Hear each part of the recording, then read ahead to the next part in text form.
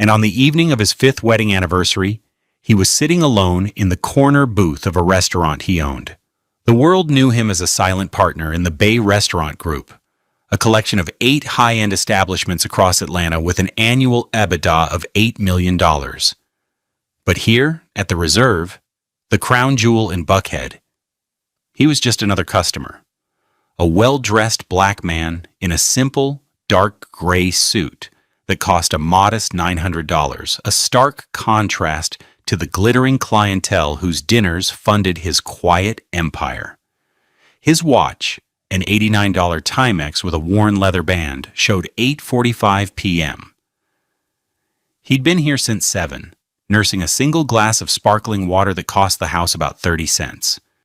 He watched the theater of it all, the servers in their starched black aprons, the sommeliers gliding between tables, the low, confident hum of conversations lubricated by $100 bottles of wine. He had designed this place, from the polished concrete floors to the hand-blown glass light fixtures that hung like frozen jellyfish from the 20-foot ceiling. He knew the cost of every chair, every piece of silverware, every microgreen that garnished the $62 pan-seared scallops. His phone buzzed on the linen tablecloth. A text from his wife, Sabrina. Something came up at the gallery. "I'm so sorry, baby. Another late night for you, I'm sure. I'll go have a quiet dinner by myself. We can celebrate this weekend. I'm flexible." He read the words twice. "I'm flexible." The phrase was a small, sharp stone she'd been throwing at him for years. It was her way of saying, "I am the reasonable one. You are the difficult one. I am the one who accommodates your mysterious, all-consuming work." He felt a familiar, dull ache behind his ribs. He had spent the day preparing for this evening, clearing his schedule, buying a small, perfect sapphire necklace from Tiffany's that cost $7,500 and now sat heavy in his jacket pocket. He had reminded her 3 times this week. Wednesday, over the $12 organic coffee he'd brewed for her. Thursday, in a text message. This morning, before he left their $2.2 million Inman Park home. He had no idea how wrong he was about what tonight truly meant. Have you ever had a feeling that something was off? A tiny crack in the perfect facade of your life that you were too scared to look at too closely? Let us know in the comments if you've ever ignored your own intuition and what happened when you finally paid attention. Royale typed a simple reply. "No problem. Work is crazy here too. Rain check." He hit send and placed the phone face down. He didn't work in an office. His work was this. It was numbers on a spreadsheet, supply chain logistics, and the quiet satisfaction of building something that people loved. He had tried to explain it to Sabrina, but her eyes would glaze over. She preferred the tangible results.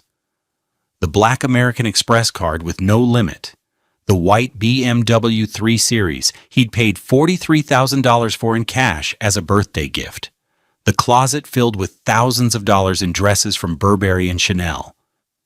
She loved the fruit of his labor, but she had no interest in the tree. Their life was a carefully constructed diorama of domestic normalcy. Mornings in the sun-drenched kitchen of their sprawling Inman Park home were a quiet routine. Royale, an early riser, would be up at 5:30 a.m. He'd make coffee, a special blend from a small roaster in Decatur that cost $28 a pound. He'd pack Sabrina's lunch for her job as a curator at a small, prestigious art gallery downtown, a job she loved for its social status, more than its modest $65,000 salary. He'd slice organic apples, arrange prosciutto and cheese, and place it all in a sleek $40 bento box. It was an act of service, his quiet way of saying, "I love you." "You're the best, honey," she'd say, kissing his cheek as she breezed out the door, her $4,000 Fendi handbag slung over her shoulder. The scent of her $350 Tom Ford perfume would linger in the air long after the sound of her BMW's engine faded. He'd then retreat to his home office, a small Spartan room with a simple $600 standing desk and a view of the garden. There he would manage the sprawling empire he had built from a single, failing seafood restaurant he'd bought 10 years ago with his inheritance. No one knew the full extent of it. To the world, and even to Sabrina, he was just a consultant for a few restaurants, a man with a decent income that afforded them a comfortable life. He never corrected her assumption. He had learned early in their relationship that she was impressed by the appearance of success, not the grit of it. His wealth was held in a series of trusts established long before he met her, a decision his late father, a shrewd accountant, had insisted upon. A man protects what he builds, his father used to say, not from thieves in the night, but from foolishness in the light. The facade was perfect. They hosted dinner parties where Sabrina would hold court, talking about art and culture, while Royale would quietly ensure every guest's glass was full. Their friends, mostly her friends from the art world, saw him as the silent, stable husband. Pleasant, but unremarkable.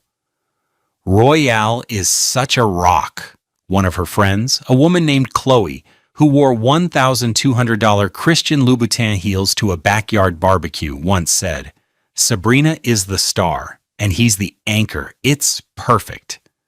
He overheard that comment while grilling $80 a pound Wagyu steaks he'd sourced from a private butcher. He didn't feel like an anchor. He felt like a dock, a thing people tied up to before sailing off to more interesting shores. The dollar tag details of their life were a constant, silent conversation. His world was built on value, efficiency, and return on investment. His 2018 Honda Accord, with 98,000 miles on it, was a testament to reliability. His wardrobe consisted of well-made, simple clothes that cost a fraction of hers. He saw money as a tool to build security and freedom. Sabrina saw it as a way to build a persona. The $8,000 she spent on a vintage Persian rug for the living room was an investment in our home's aesthetic. The $15,000 she wanted for a trip to Art Basel in Miami was a crucial networking opportunity. He never said no. He simply transferred the money from a joint account he kept funded with a generous $50,000 a month, a figure she believed was a significant portion of his salary. In reality, it was less than the monthly profit from a single one of his restaurants. This quiet arrangement, this silent partnership where he provided the foundation and she provided the sparkle, had worked. Or so he thought. They had no idea what was coming. The cruelty began not as a storm, but as a slow, creeping frost. It was in the casual dismissiveness of her tone, the barbs disguised as jokes, the way she made him feel small in the beautiful house his money had paid for. The outrage accumulated in 1,000 tiny cuts. One Tuesday evening about a year ago, he came home late. It was 9:14 p.m. He had just closed a deal to acquire 2 new properties for the Bay Group, a complex negotiation that added an estimated $4 million in assets to his portfolio. He was exhausted but exhilarated. He walked into the living room to find Sabrina on the couch, scrolling through her phone, a half-empty glass of $90 Chardonnay on the marble coaster beside her. "There you are," she said, not looking up. "I was starting to think you forgot where you lived." "Sorry, honey, it was a long day, but a good one. We closed the deal for the Virginia Highland spots." She finally looked at him, her expression flat. "Oh, your little food projects. That's nice." She turned her attention back to her phone, dismissing the biggest professional achievement of his year, with 4 words. He stood there in the doorway, the celebratory bottle of champagne he'd bought on the way home suddenly feeling foolish and heavy in his hand. That was the first cut.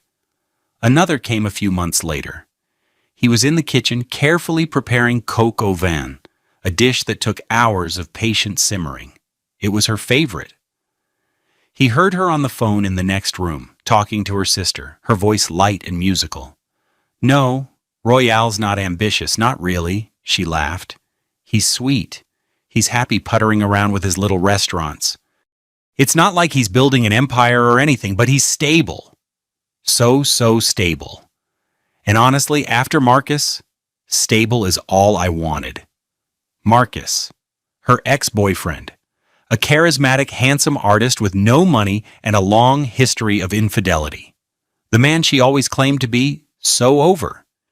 Hearing his name used as a benchmark against him, hearing his life's work described as puttering, felt like a physical blow. He turned off the stove, the rich aroma of the stew suddenly making him sick.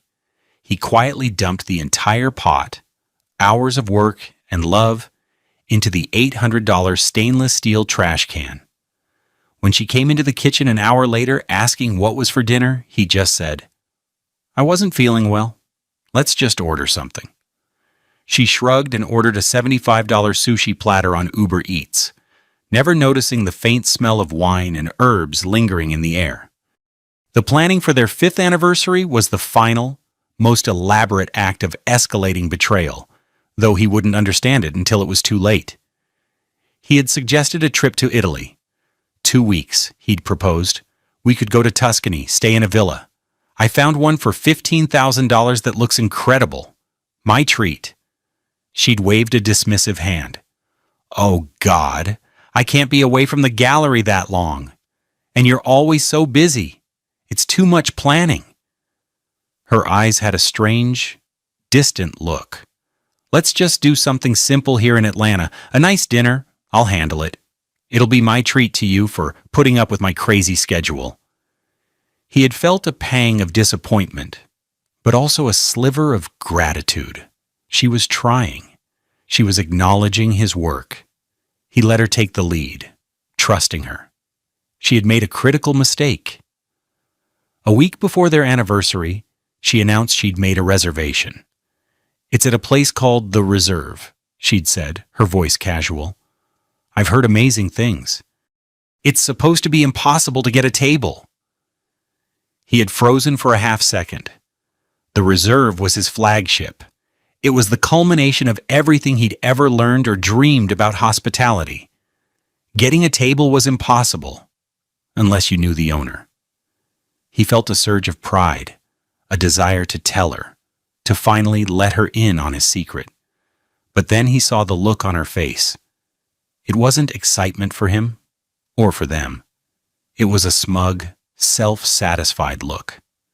She thought she had discovered this gem on her own. He decided to wait. He would surprise her at dinner.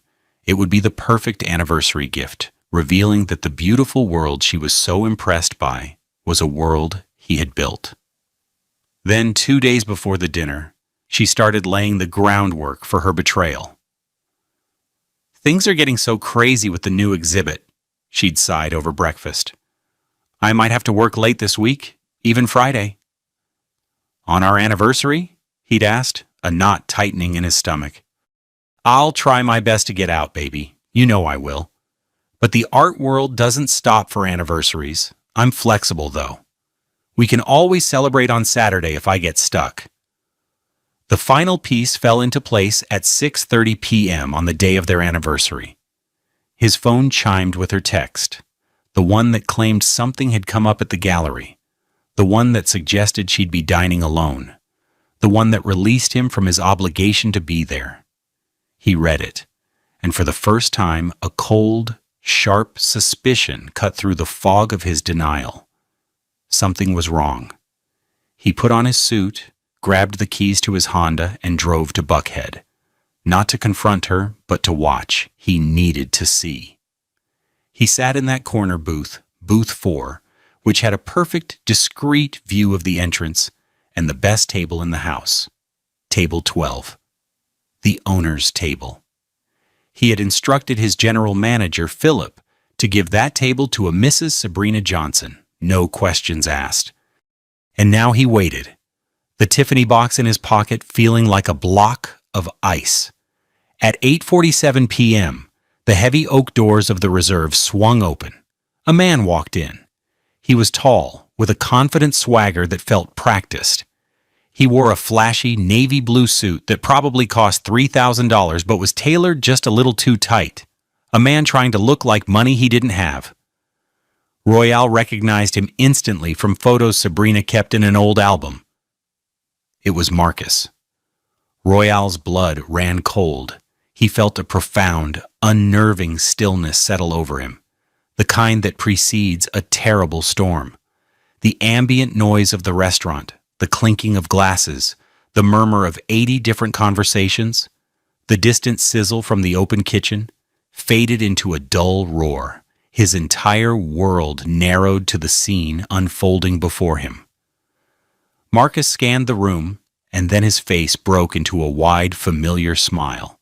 He was looking at table 12, and sitting there, radiant under the soft glow of the overhead lights, was Sabrina.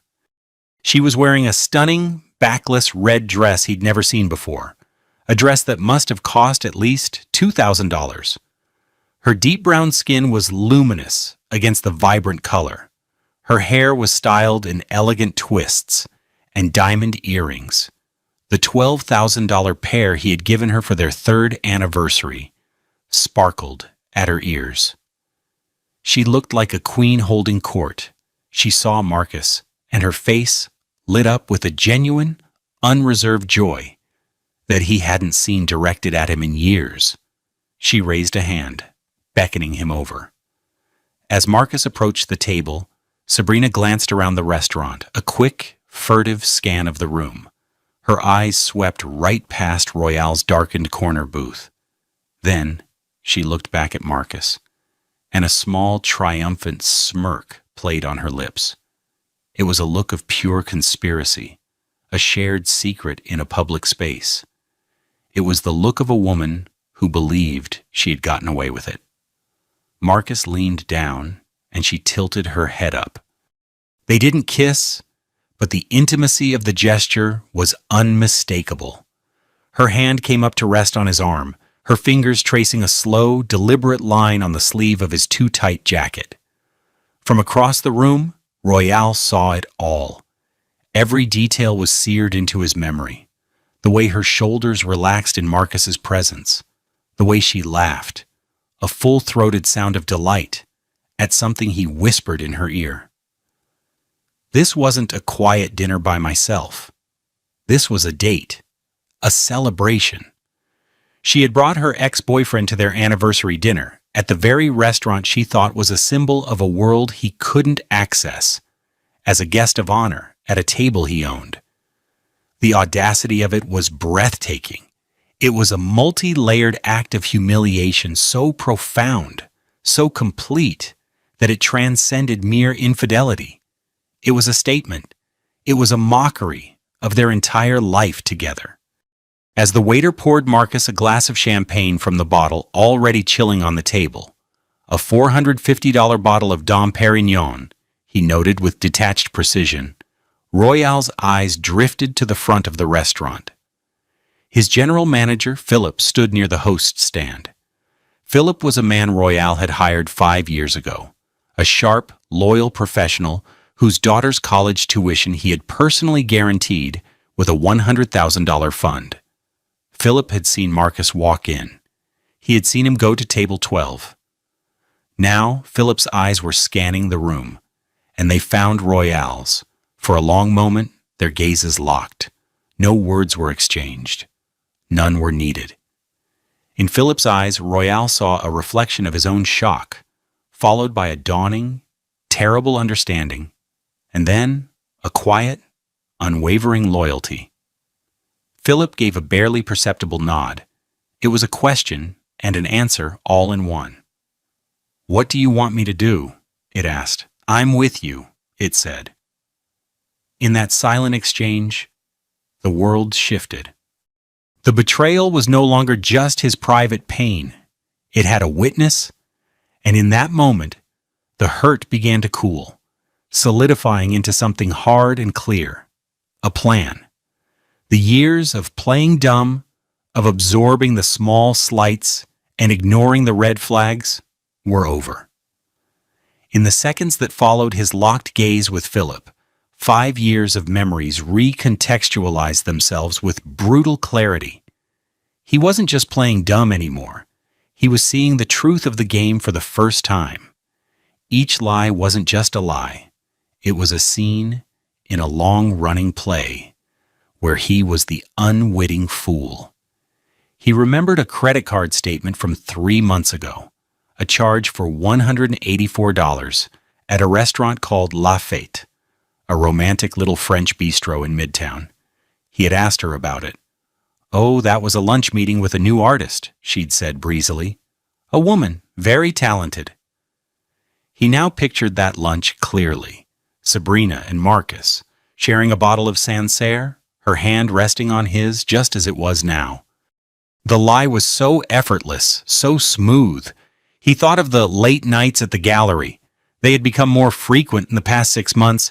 He would get texts around 7 p.m., full of apologies. "Swamped, baby. Don't wait up for me." He had accepted it. He was busy too. He understood the demands of a career, but now he saw those empty hours for what they were, a void filled by another man. He pictured her car, the $43,000 BMW he paid for, parked not in the gallery's garage on Peachtree Street, but on a quiet, tree-lined street in Virginia Highland, near the apartment Marcus still kept. Even her complaints about his absence now felt like a calculated strategy. By constantly framing him as the neglectful partner, she created the justification for her own actions. She was building a narrative for herself, and perhaps for her friends, that she was the lonely, long-suffering wife, forced to seek companionship elsewhere because her husband was always working. It was a masterpiece of manipulation. He was not just a husband, he was an alibi. The most cutting realization was the choice of venue, the reserve. She hadn't chosen it because it was beautiful or exclusive. She had chosen it as a symbol. It represented a world of taste, wealth, and access that she believed was hers, a world she thought he was merely a guest in. Bringing Marcus here, to this specific place, was the ultimate power move. It was a way of showing her ex that she had upgraded, that she belonged in these rooms. And it was a way of simultaneously erasing Royale, making him irrelevant in the very space he had created. She was using his own success as the stage for his humiliation. The thought was so cold, so profoundly cruel, it didn't even hurt. It was simply clarifying. He felt his phone vibrate. He didn't need to look. It would be her. A follow-up text, perhaps. "Thinking of you, wish you were here." The kind of casual, affectionate lie that would cover her tracks. The kind she had probably sent a dozen times before from a dozen other dinners. This time he wouldn't be reading it. He was done reading her script. He was about to write his own ending. There was no need for a lengthy meeting with an attorney. No frantic search for evidence. The strategic planning happened in the space of 3 heartbeats. His mind, accustomed to complex business logistics and swift, decisive action, processed the situation with chilling efficiency. All the necessary pieces were already in place, put there years ago by a foresight he was only now beginning to appreciate. His first thought was of the prenuptial agreement. He could see the document in his mind's eye, a thick sheaf of papers bound in a blue folder in his safe deposit box at a bank downtown. He remembered the meeting with his lawyer, Elizabeth Vance, a sharp, no-nonsense black woman who billed at $1,200 an hour. They had sat in her glass-walled office overlooking Centennial Olympic Park. Sabrina had been there, smiling and agreeable, treating the whole affair as a minor, slightly distasteful formality. "Let me be perfectly clear, Sabrina," Elizabeth had said, her voice calm but firm. "The Bay Restaurant Group, its assets, its properties, and all future revenue derived from it are Royale's separate property. They are held in a premarital trust.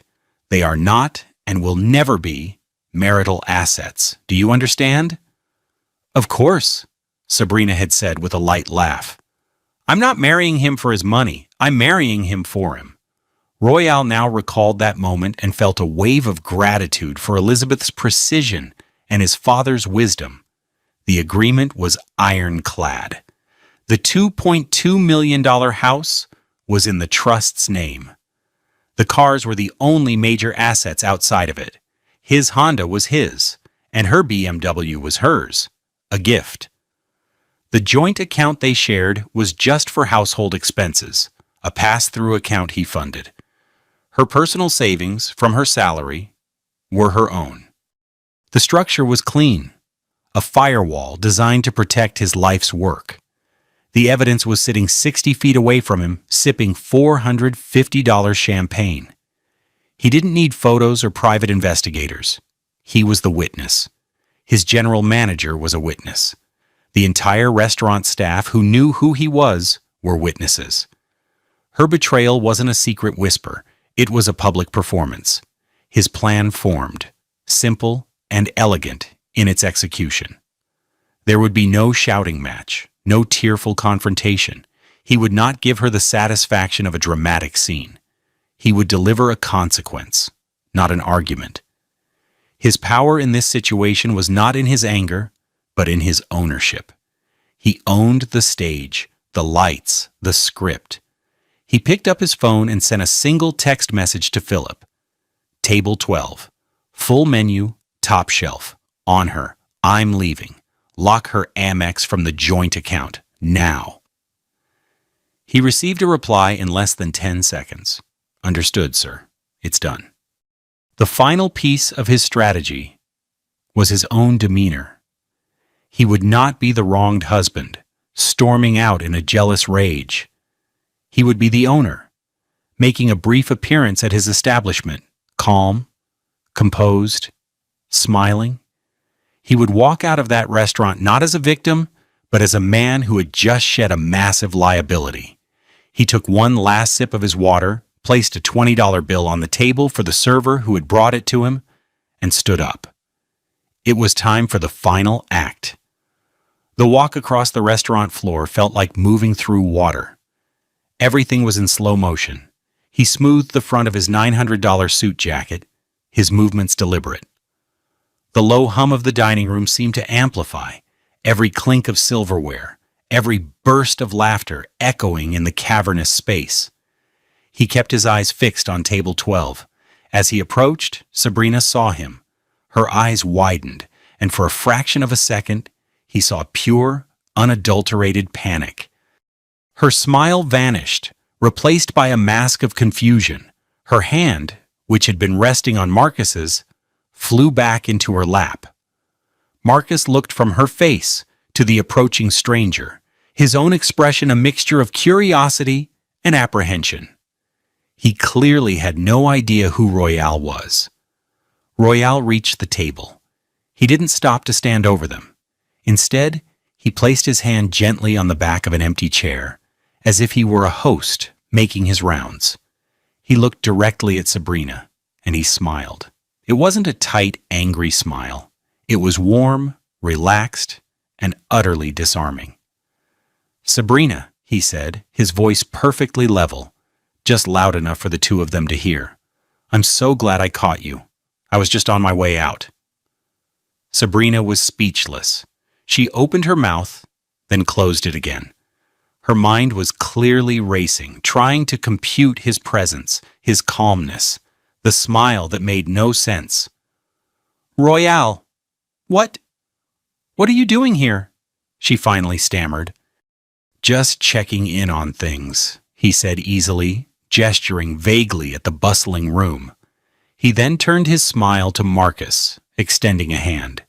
"You must be Marcus. I'm Royale, Sabrina's husband." Marcus, caught completely off guard, shook his hand.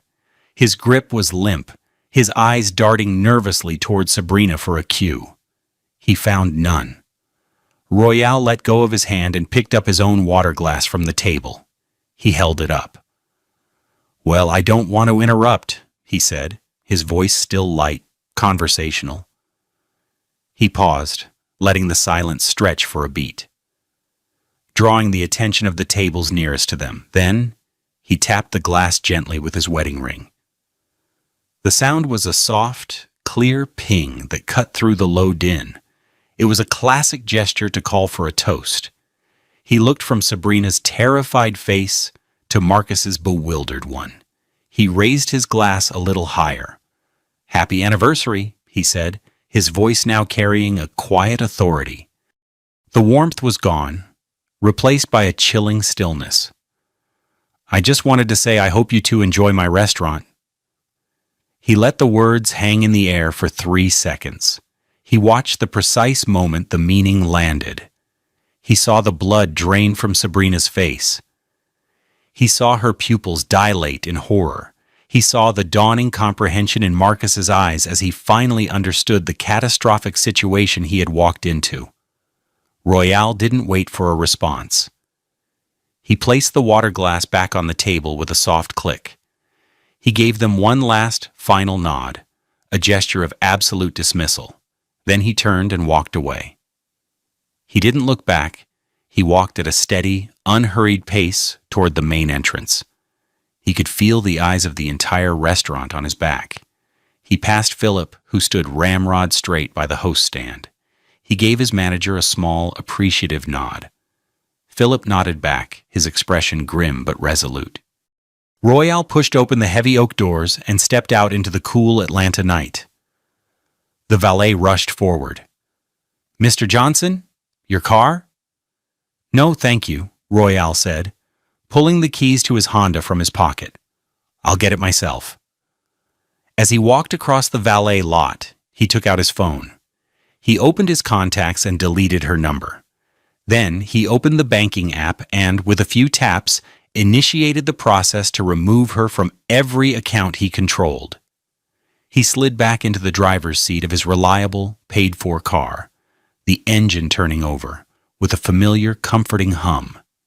He pulled out of the parking lot and drove away, the glittering lights of the reserve shrinking in his rearview mirror. He did not feel anger. He did not feel sadness. He felt nothing but the clean, quiet, and profound relief of freedom. The consequences began before Sabrina had even finished her glass of champagne.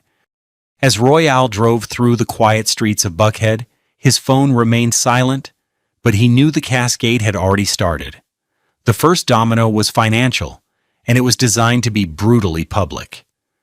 Back at table 12, Philip approached, his demeanor impeccably professional. "Good evening," he said, his voice calm. "I trust you're enjoying everything?" Sabrina, still pale and shaken, could only nod. Marcus looked like he wanted to be anywhere else on earth. "Wonderful," Philip continued. "As the gentleman who just left is the sole proprietor of this establishment, he has requested I settle your bill with you now. He has also instructed me to inform you that your joint accounts have been frozen, effective immediately." He placed a black leather billfold on the table. Inside was a receipt for $1,478.50. It detailed the $450 Dom Perignon, 2 8-course tasting menus at $250 each, an additional wine pairing for Marcus at $125, and 4 cocktails at $22 apiece, plus tax, and a pre-calculated 20% gratuity. Sabrina stared at the bill as if it were a venomous snake. She fumbled in her Fendi bag for her wallet, her hands trembling. She pulled out the black American Express card, the one that had always been her magic wand. She handed it to Philip. He did not walk away to run it. He pulled a small handheld device from his pocket.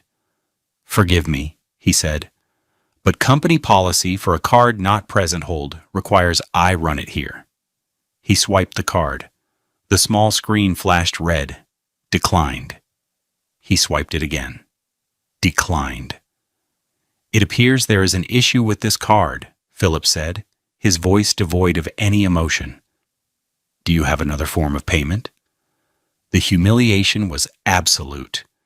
The nearby tables were now openly staring, their quiet conversations replaced by hushed whispers. Sabrina's face was a blotchy mess of red and white. She looked at Marcus, her eyes pleading. Marcus, a man who made his living selling paintings for a few $1,000s apiece when he was lucky, patted his pockets in a pathetic pantomime of searching for a wallet he knew couldn't cover the bill. He avoided her gaze. What happened next, Royale learned later from Philip. Sabrina had to call her sister, crying and hysterical, to read her a credit card number over the phone to pay the bill. She and Marcus left the restaurant to a symphony of stares, her dignity in tatters. The next wave of consequences came in the form of a series of voicemails that Royale listened to the next morning, a chronological record of her complete emotional collapse. Voicemail 1, 9:15 p.m. Angry clipped. Royale, what the hell was that? You embarrassed me. You embarrassed your wife. Call me. This is not okay. Voicemail 2, 9:40 p.m. Panicked. I'm trying to pay and my cards are all declined. What did you do? Turn them back on. Right now. This isn't funny, Royale. It's cruel. Voicemail 3, 10:30 p.m. From the car.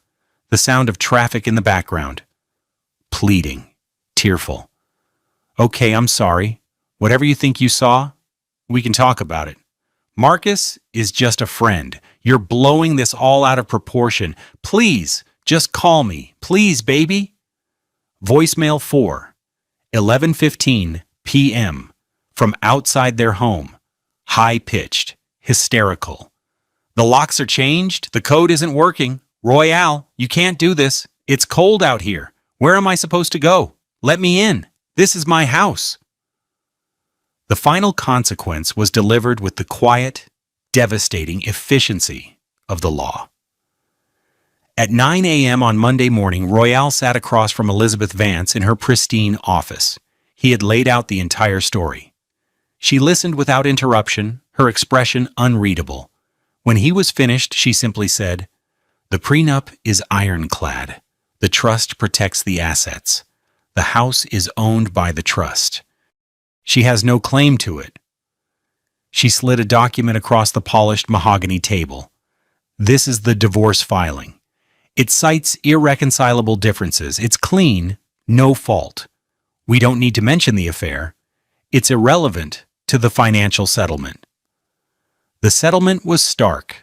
Sabrina was entitled to her personal belongings, the contents of her personal bank account, which held $4,217, and the BMW, as it was a gift. She would lose the $2.2 million home, the access to his accounts, the $50,000 monthly allowance, her membership at the country club, and her entire social standing, which she would soon discover was inextricably linked to his invisible wealth. The papers were filed before noon. A courier delivered a copy to the art gallery where she worked. Another copy was sent to her sister's house, where she was staying.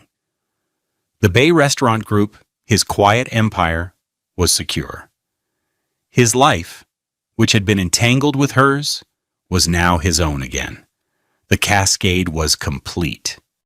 The life she had known was over. 6 months later, the Atlanta sun was warm on Royale's face. He stood in Piedmont Park, not in a suit and tie, but in a comfortable pair of jeans and a gray hoodie from his alma mater, Morehouse College. The air smelled of freshly cut grass and blooming azaleas. The city skyline rose in the distance, a collection of glass towers that felt like a world away. He was here to meet the inaugural class of the Bay Forward Initiative, a program he had established with a $500,000 seed fund. It was an apprenticeship for aspiring young black chefs from underserved Atlanta communities. He was providing them with paid training in his restaurants, mentorship from his top chefs, and a $25,000 grant to each graduate to help them start their own food truck or pop-up. A group of 10 young men and women, their faces bright with excitement and nervousness, were gathered by the picnic tables. He saw the same hunger in their eyes that he'd had 15 years ago, a passion for food and a desire to build something lasting. He spent the next hour talking with them, not as a wealthy benefactor, but as a fellow creator. He talked about profit margins and the challenges of sourcing produce, but he also talked about the joy of seeing a customer's face light up after their first bite of a perfectly cooked meal. For the first time in a long time, his work felt deeply connected to his community, not just to a balance sheet. His deep brown skin, which had often felt invisible in the corporate settings he sometimes navigated, felt at home here, glowing in the afternoon light. He was building something new, something that wasn't just about assets and EBITDA, but about people and potential. As the apprentices began to chat amongst themselves, a woman with her hair in beautiful, intricate locks, adorned with small silver beads, approached him. She was carrying a clipboard and had a smudge of dirt on her cheek. "You're Royale, right?" she asked, her voice warm. "The Bay Group guy?" "I am," he smiled. "I'm Imani," she said, extending a hand. Her grip was firm. "I run the community garden project just over that hill. I heard about your initiative. What you're doing is amazing. We're always looking for partners to help teach our kids about where food comes from." They talked for 20 minutes about soil composition and heirloom tomatoes, about the importance of fresh food access. He found himself captivated by her passion, the way her eyes lit up when she talked about her work. There was no pretense, no agenda. It was a genuine connection built on a shared desire to nurture and grow things. He realized then that true wealth wasn't the number in his bank account or the valuation of his company. It wasn't the $2.2 million house or the ability to buy $7,500 necklaces. True wealth was purpose. It was the freedom to invest in others, to build tables instead of just owning them, and to share your harvest. Sabrina had tried to use his success as a weapon against him, but she had failed to understand that the things she valued, the status, the luxury, the sparkle, were just byproducts.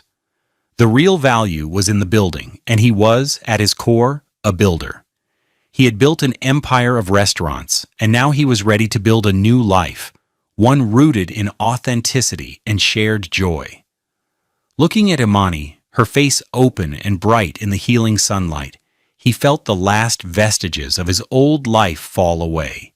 He was free, and a whole new world was waiting to be planted. What do you think is the most important ingredient for a happy life? Is it wealth, purpose, or love? Share your thoughts below. And if this story resonated with you, please subscribe to Love Beyond Pride for more stories of justice and new beginnings.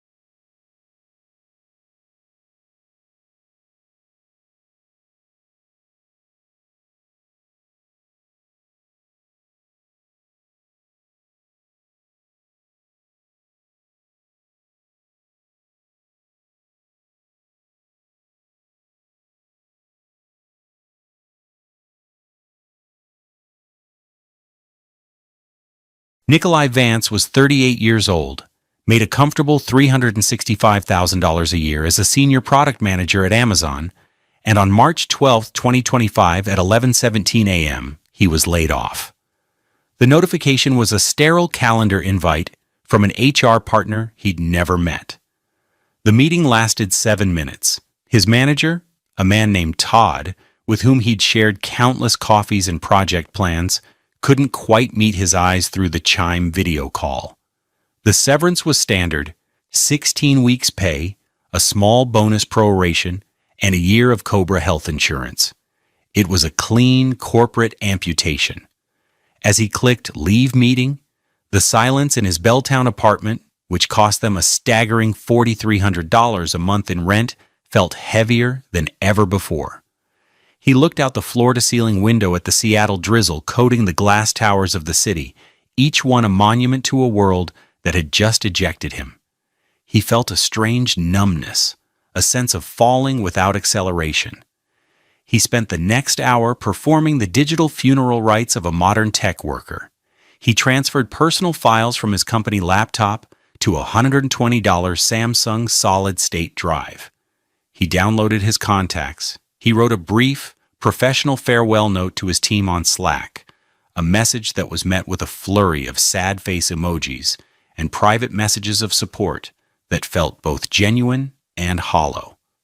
One message from a junior engineer named David stood out. "This is a huge mistake on their part, man. You're the sharpest PM I've ever worked with. Whatever you do next, it's going to be big." Nikolai appreciated the sentiment, but big felt like a concept from another lifetime. Right now his world had shrunk to the four walls of his two-bedroom apartment. He decided to call his wife Marisol. He wanted to hear her voice, to tell her they'd be okay, that this was just a setback. He dialed her number. It went straight to voicemail. That was unusual. She always answered.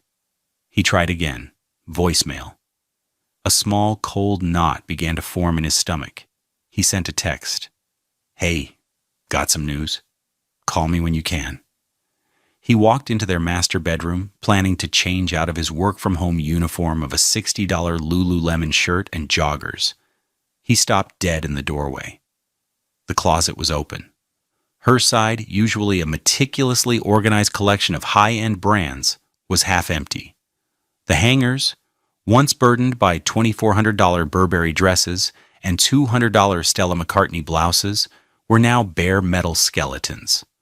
On the bed, two large black Samsonite suitcases, the $700 set they'd bought for their honeymoon in Italy, were open and filled with her belongings. Marisol stood by the dresser, her back to him, carefully folding a silk scarf. She didn't seem surprised to see him. She didn't even flinch. She simply placed the scarf in the suitcase and clicked the latch shut. The sound echoed in the silent room. "What are you doing?" Nikolai's voice was quiet, almost a whisper. Marisol turned, her expression unreadable. She was wearing a sleek $8,700 Armani suit, the one she wore to her job as a wealth management associate. Her luminous, deep brown skin was flawless, her makeup perfect. She looked like she was heading to a board meeting, not dismantling their life. "I'm packing," she said, her tone as neutral as if she were discussing the weather. "My mother is expecting me in Tacoma." The cold knot in his stomach tightened into a fist of ice. "Tacoma? What's going on, Mari? Did something happen?" She picked up her $8,000 Chanel handbag from the bed, the one he'd bought her for their 3rd anniversary. "I heard about the layoffs this morning," she said, avoiding his eyes. "My friend in recruiting sent me a list. I saw your name." She finally looked at him, and her gaze was devoid of sympathy. It was analytical, calculating. "I'm sorry about your job, Nikolai. Truly. But I can't be a part of this." "A part of what?" he asked, his mind struggling to process the monumental disconnect between his reality and hers. "It's a layoff. It happens. We have savings. I'll find something else." She gave a small, humorless laugh. It was a sound he had never heard from her before, and it chilled him to the bone. You don't get it. This isn't just a layoff, it's a signal. The market is turning. Your severance will barely cover 6 months of our expenses. And then what? We burn through the savings while you find something? She gestured around the expensive apartment. This life has a cost. I'm not willing to downgrade. She walked past him toward the door, pulling the 2 large suitcases behind her. The little wheels made a soft, whirring sound on the hardwood floor, a sound he knew would haunt his dreams. At the door, she paused and delivered the final, devastating blow. She looked back at him, her face a mask of detached pragmatism. Frankly, she said, her voice dropping to a confidential murmur, it's safer to be gone before tax season. Have you ever had a moment where the world you knew was completely shattered by someone you trusted? It's a pain that goes beyond simple heartbreak. Let us know in the comments if you've ever faced a betrayal that forced you to rebuild from scratch. Their life together had been a carefully constructed facade of success, and Nikolai, blinded by love, had never thought to look too closely at the invoices. He remembered the day they moved into the Belltown apartment. Marisol had insisted on it. It's an investment in our image, Nikolai, she'd argued, standing in the empty living room as the light from the setting sun glinted off the Puget Sound. We need to live where our network lives. He had wanted a smaller place, maybe in Ballard, something more affordable that would allow them to save aggressively. His salary was high, but so was their burn rate. He wore an $89 Timex watch and drove a 2012 Toyota Camry with 187,000 miles on it. He preferred to invest his money, not wear it. Marisol was the opposite. Her net worth was worn on her body. He thought of the dinners at Canlis, where the bill regularly crested $800. He had always seen them as special occasions. She saw them as networking necessities. He remembered her 30th birthday party, a catered event at the apartment that cost over $15,000. She'd curated the guest list with surgical precision, a mix of her clients, his senior colleagues from Amazon, and a handful of venture capitalists she'd met at industry events. These people are our future, she'd whispered to him that night, her hand cool on his arm as she surveyed the room. You have to spend money to make money. At the time, her ambition had seemed exciting, a thrilling counterpoint to his own quiet, heads-down focus on building products. Now, in the crushing silence of the apartment, he saw it for what it was, a relentless, transactional climb. Every piece of their shared life had a price tag, and she was the one who had set the prices. The $6,000 Restoration Hardware Cloud sofa, the $4,000 Peloton bike that was used more as a clothes rack than for exercise, the bi-weekly cleaning service that cost $450 a month. He had paid for all of it, funneling his substantial income into a lifestyle she designed. Their joint savings account, which he thought was their safety net for the future, a down payment on a house, maybe a fund to start a family, was in her eyes just a liquidity pool to maintain their current standard of living. He had been a willing participant, a happy provider. He loved her, and he thought this was what love looked like, providing a beautiful life for the woman he had promised to cherish. He had made a critical mistake.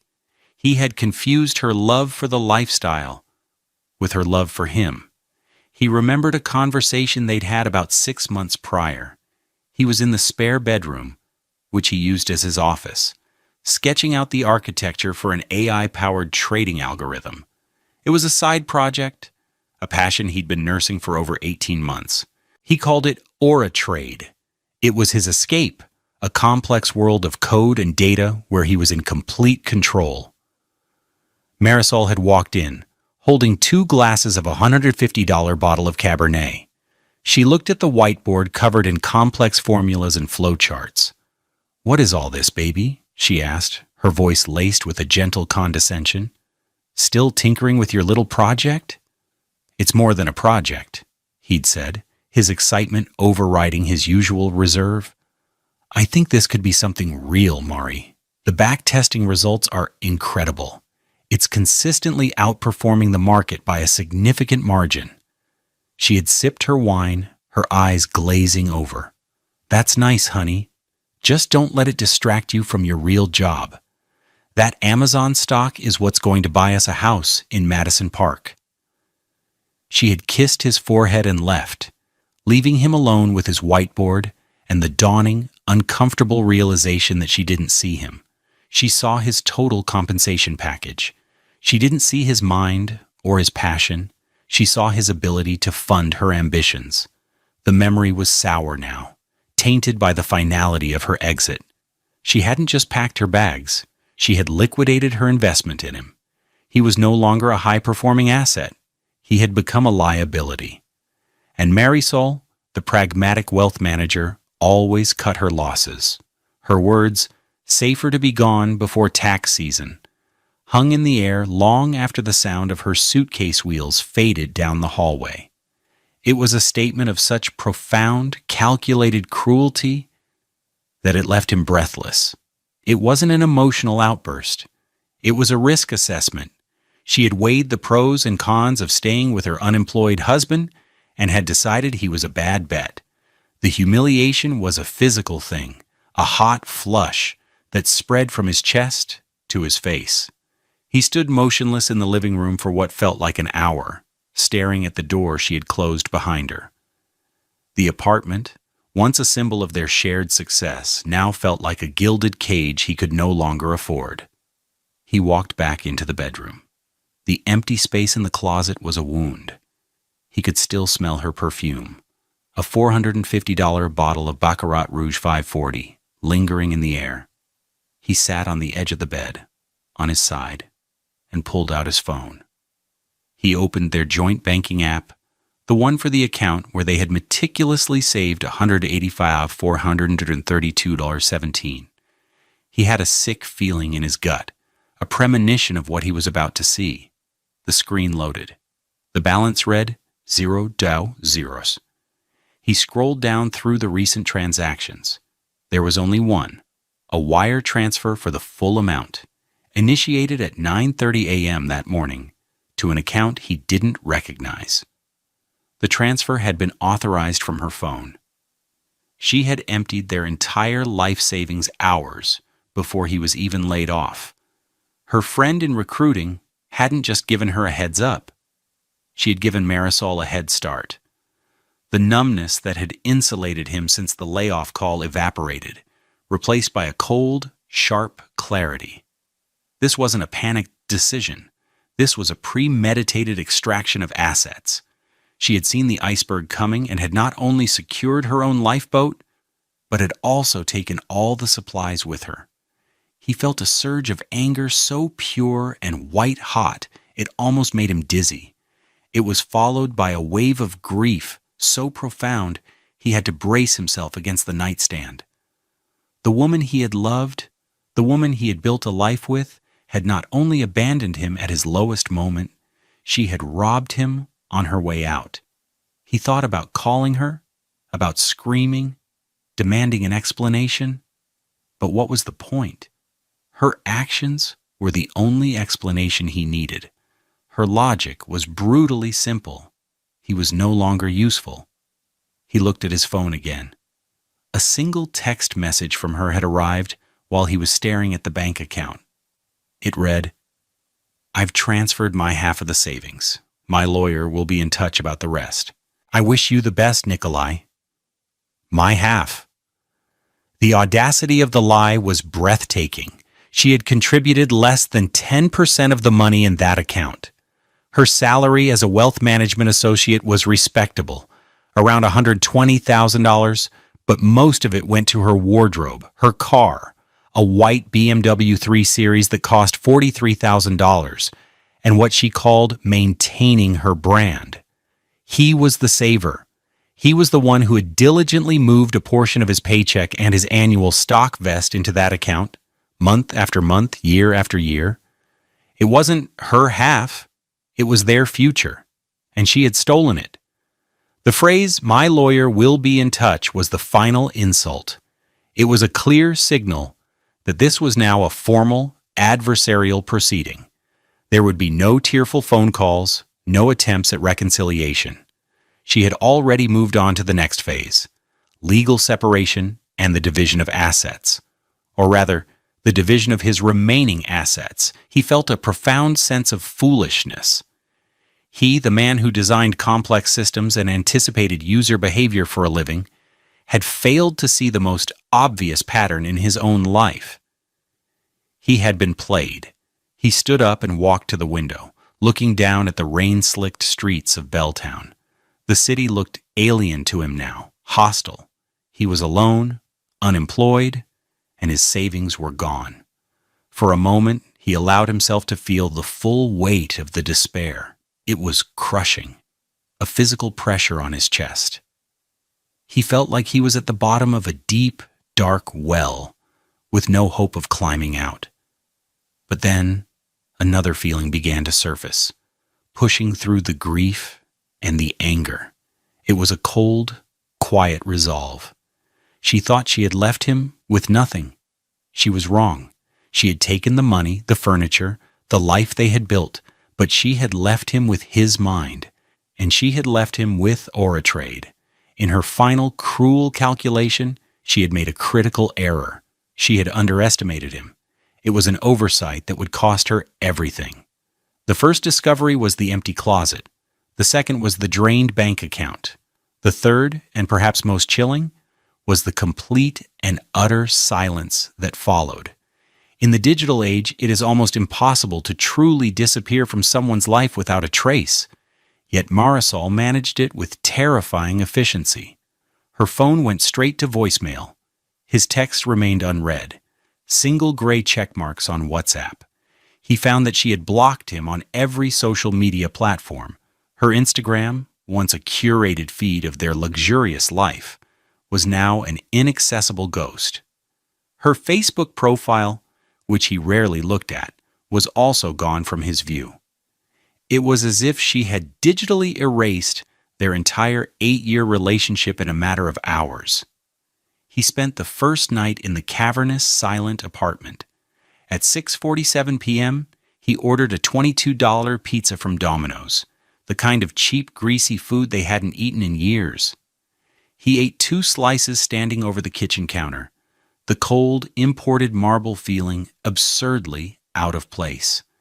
He looked at her side of the bed, the indentation from her body still faintly visible on the $400 Egyptian cotton sheets. He felt a pang of loss, so sharp it was like a physical blow. This wasn't just about the money. It was about the shared memories, the private jokes, the quiet intimacy of a long-term relationship. Had it all been a lie? Had he been sleeping next to a stranger for all these years? A woman who was simply waiting for a better offer or a market downturn? The next morning, the sun broke through the Seattle clouds, casting long shadows across the living room floor. The light illuminated dust motes dancing in the air, making the emptiness of the space even more apparent. He found a legal pad and a pen and sat down at the $3,000 oak dining table. He needed a plan. Panicking was not an option. Grieving had to be scheduled for later. Right now he needed to move with the same cold, methodical precision she had. He drew a line down the middle of the page. On one side, he wrote problems. On the other, solutions. The problems column was long and daunting. 1, unemployed. 2, savings, $185K, gone. 3, high rent, $4,300 MU, on a 12-month lease with 8 months remaining. 4, impending divorce. 5, emotional devastation. He stared at the list. It was a portrait of a life in free fall. For a moment, the despair threatened to overwhelm him again. He took a deep breath, closed his eyes, and focused on the image of Marisol's face as she said, "Safer to be gone before tax season." He let the anger burn away the fear. He picked up the pen and moved to the solutions column. 1, unemployed. Launch Oratrade. Now. Not in 6 months. Not when the market is better. now. He had the code. He had the backtesting data. He had a short list of angel investors, former colleagues who had become successful founders themselves, who had expressed interest in his little project in the past. It was a long shot, but it was the only shot he had. 2. Savings gone. He couldn't get the $185,000 back easily. A legal battle would be protracted and expensive. He had to consider it a sunk cost, a painfully expensive lesson in trust. He had to operate on the assumption that he was starting from zero. 3. High rent. He would break the lease. The penalty would be 2 months' rent, a painful $8,600 hit. But it was better than bleeding out another $3,400 over the next 8 months. He would find a cheap, small studio apartment, maybe in a less fashionable neighborhood like Greenwood or Capitol Hill. 4. Impending divorce. He would not contest it. He would not fight for anything. She could have the furniture, the art, the Peloton. He wanted nothing that reminded him of her. He would hire the most efficient, ruthless divorce attorney he could find and instruct them to make it as quick and clean as possible. 5. Emotional devastation. This was the hardest one. There was no simple solution. He wrote down a single word: focus. He would channel every ounce of his pain, his anger, and his humiliation into his work. Oratrade would be his therapy, his revenge, and his salvation. He would build. The sensory details of those first few days were seared into his memory. The smell of stale coffee in the empty apartment, the feeling of the cold leather of his Timbuktu messenger bag, now carrying the entire future of his company on a single laptop, the sound of the rain against the window, a constant reminder of the city's gloomy indifference. He discovered the small, cruel ways she had scrubbed him from her life. She had removed him as an authorized user on her credit cards. She had even changed the password to their shared Netflix account. Each discovery was a small twist of the knife, a reminder of her thoroughness. She hadn't just left. She had systematically dismantled every connection, every shared piece of their digital and financial lives. It was a masterclass in risk mitigation. For the next few weeks, Nikolai operated like a man possessed. He played dumb to the outside world, presenting a facade of calm consideration. When concerned friends or former colleagues called to check on him, he gave them a well-rehearsed, neutral script. "Yeah, it was a shock, but I'm taking some time to figure out what's next," he'd say, his voice even.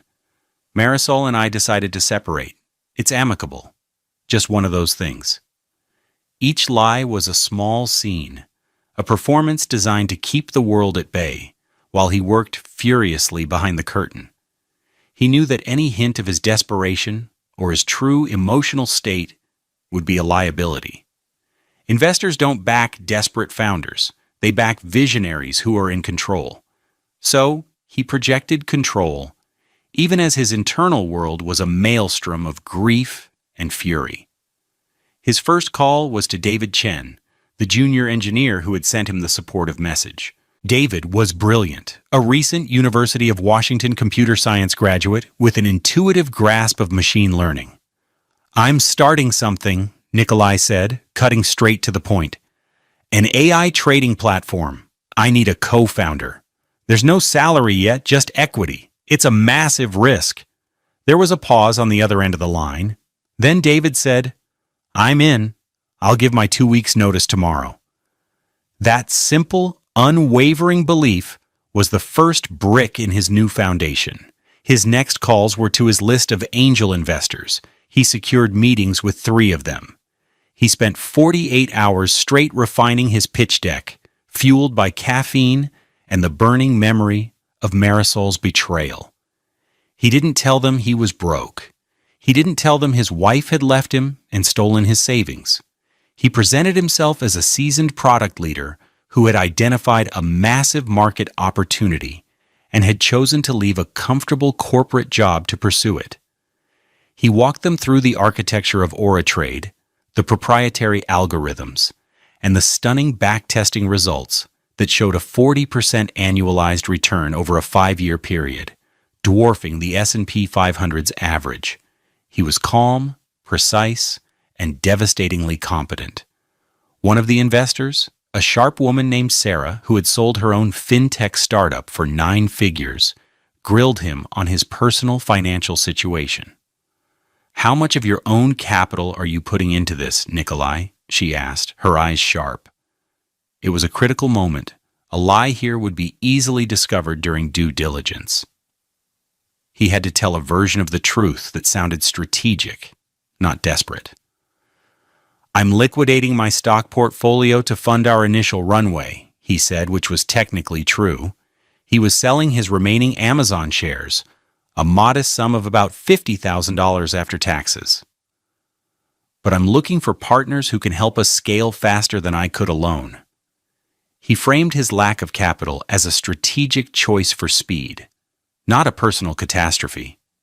It was a masterful performance. By the end of the week, he had secured a seed round of $500,000 in exchange for 20% of the company, valuing his fledgling, 2-person startup at $2.5 million. The money hit his newly created business bank account on a Friday afternoon. He stared at the balance on his phone screen. $500,000 sellers. It was more than twice what Marisol had taken. It wasn't just capital, it was validation. It was oxygen. He broke the lease on the Belltown apartment the same day, writing a check for the $8,600 penalty without flinching. He hired a moving